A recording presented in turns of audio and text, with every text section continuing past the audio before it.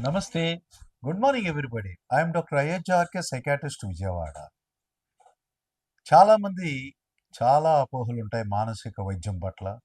శారీరక అనారోగ్యం, శారీరక రుగ్మతల పట్లే సరైన పరిజ్ఞానం లేని మన దేశాల్లో మానసిక అనారోగ్యం పట్ల మరి ఎన్నెన్నో అపోహలు, ఆహ్, అజ్ఞానం, లేకపోతే దాని గురించి తెలియకపోవటం, అలాగే మిత్స్, అపోహలు కూడా మనకెక్కువగా ఉన్నాయి.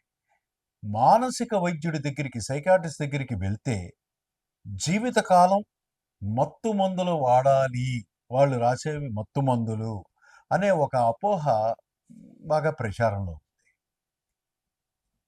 మానసిక వైద్యం శారీరక వైద్యం లాగానే మానసిక వైద్యం కూడా ప్రపంచవ్యాప్తంగా రీసెర్చ్ ఓరియంటెడ్‌గా, సైంటిఫిక్‌గా, అలాగే మొత్తం మెడికల్ కౌన్సిల్స్ అన్నీ అప్రూవ్ చేసిన వైద్యం. మరి మోడర్న్ మెడిసిన్‌లో ఇదొక భాగం.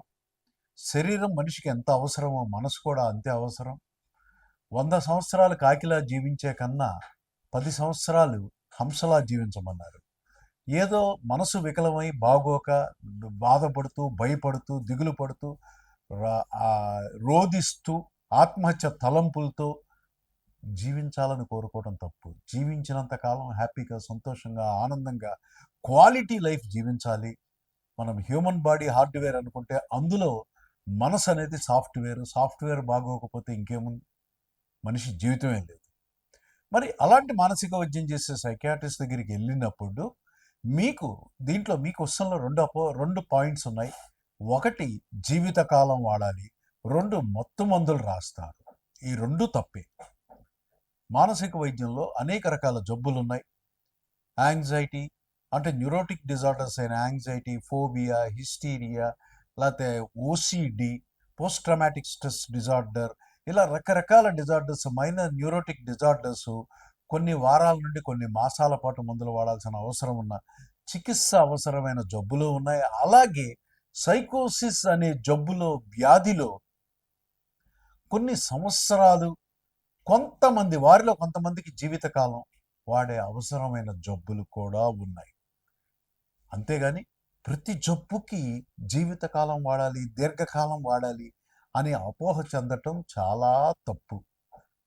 100కి 15 నుండి 20 మంది మానసికమైన రుగ్మతలతో బాధపడుతూ ఉంటే ఆ 15-20 మందిలో కూడా 1% కన్నా తక్కువ ప్రజలు మాత్రమే దీర్ఘకాలికమైన స్కిజోఫ్రీనియా, సైకోసిస్ లాంటి రుగ్మతలతో, మానసిక రుగ్మతలతో బాధపడుతున్నారు. వాళ్ళల్లోనే కొంతమందికి జీవితకాలం వైద్యం అవసరం. అంతేగాని ఈ 15-20% ఆఫ్ ది మానసికమైన సమస్యలున్న ప్రతి వ్యక్తి దీర్ఘకాలికంగా వాడాల్సిన అవసరం లేదు. రెండోది, మత్తు మందులు రాస్తారు.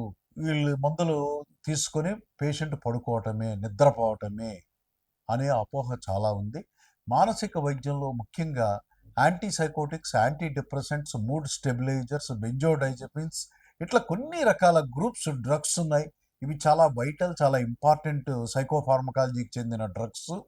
ఇవి వాడినప్పుడు మనిషికి కొన్ని గంటలు, కొన్ని రోజులు కొంచెం ఎక్కువ నిద్ర పట్టే అవకాశం ఉంది. ఆ తర్వాత వాళ్ళకి మామూలు నిద్రే ఉంటుంది తప్ప దీర్ఘకాలికంగా నిద్ర మాత్రలో, మత్తు మాత్రలో కాదు. మనం వెళ్ళి కౌంటర్లో నిద్ర మాత్ర అడిగి తీసుకునే మాత్రలు అయితే ఇవి కావు.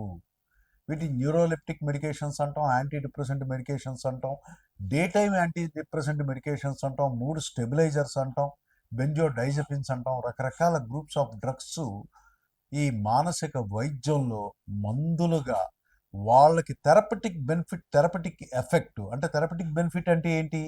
జబ్బు తగ్గాలి, జబ్బుతో వచ్చిన లక్షణాలు, సమస్యలు పూర్తిగా తగ్గాలి, వ్యాధికి ముందు ఆ వ్యక్తి ఎలా ఉన్నాడో అలా తయారవ్వాలి, అలాగే తను వృత్తిగతంగా అంటే తన పని తను చేసుకుంటూ ఉండాలి, అలర్ట్‌గా ఉండాలి, యాక్టివ్‌గా ఉండాలి, మెలకువగా ఉండాలి. సామాజికంగా, కుటుంబ జీవితంలో, దాంపత్య జీవితంలో, అన్ని రంగాలలో అతను మామూలుగా, హుషారుగా, మంచిగా ఉండాలి.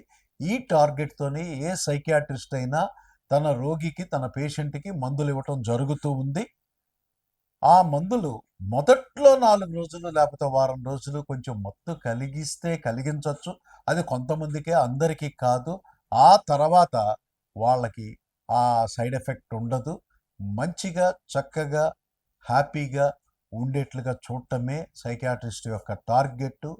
అపోహలు విడనాడండి. సైంటిఫిక్గా మనం చేసే వైద్యాన్ని, మానసిక వైద్యాన్ని జీవితంలోకి ఆహ్వానించండి. మన కుటుంబంలో ఎవరైనా మానసికమైన రోగంతో జబ్బుపడి బాధపడుతుంటే, అబ్బెబ్బే నా కుటుంబ సభ్యులకి మానసికమైన జబ్బా, చిచ్చి వాళ్ళేదో అనుకుంటారు, వీళ్ళేదో అనుకుంటారు, అసలు జబ్బే కాదు, ఇలాంటి తర్క వితర్కాలతో, మొండి వాదనలతో, అపోహలతో ఆ యొక్క పేషెంట్ యొక్క వాల్యుబుల్ విలువైన జీవితాన్ని నాశనం చేయొద్దని నా మనవి, వేడుకోలు. మీ doctor Ayodhya RK, psychiatrist, Vijayawada. నమస్తే.